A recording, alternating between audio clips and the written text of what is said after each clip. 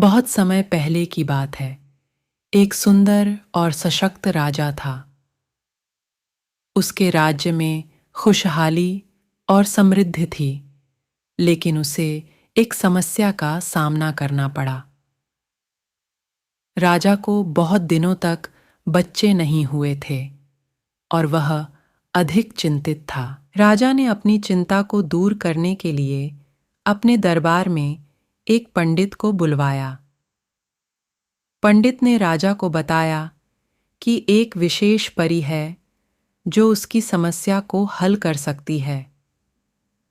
राजा ने तुरंत परी को बुलवाया और उससे अपनी मुश्किल का समाधान मांगा। परी ने कहा, राजा, मैं तुम्हारी मदद कर सकती हूँ, लेकिन एक शर्त पर। राजा ने परी से उस शर्त को स्वीकार कर लिया।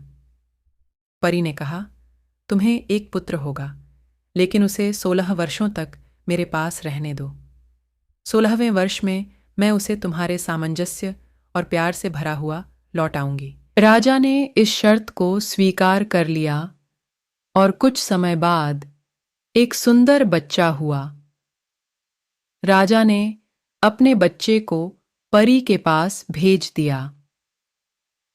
परी ने उस बच्चे का नाम राहुल रखा और उसके साथ 16 वर्षों तक रहा। 16वें वर्ष में परी ने राहुल को राजा के साथ लौट आया। राजा ने राहुल को देखकर अपनी आंखों में आंसू छोड़ दिए।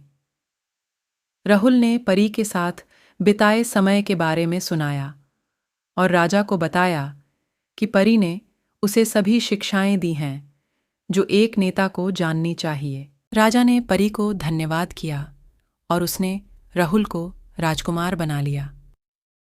राजा ने समझा कि परी ने उसकी समस्या को हल किया है और उसने परी की कृतज्ञता की।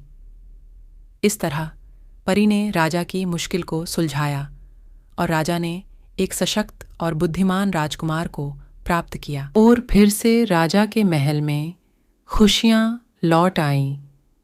बच्चों, इस कहानी से हमें यह सीख मिलती है कि बड़ों की बातों का आदर और सम्मान करना चाहिए